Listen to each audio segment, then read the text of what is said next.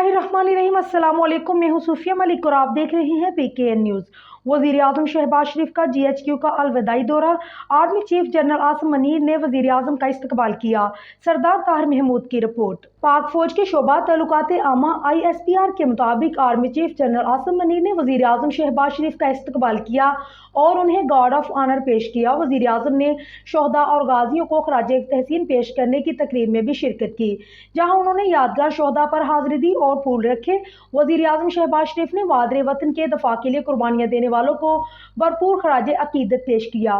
वज़ीर आज़म ने इलाकाई सालमियत के तहफ़्फ़ुज़ और दहशतगर्दी की लानत से मजबूती के साथ लड़ने के लिए अफवाज के किरदार को सराहा। उन्होंने army chief general Syed Asim Munir का शुक्रिया अदा करते हुए कहा कि हमने शोहदा की कुर्बानियों की दिल से कदर करनी है, क्योंकि ये हमारा फ़ख्र है। इनकी इज्जत और तकरीम हर पाकिस्तानी पर लाजम है।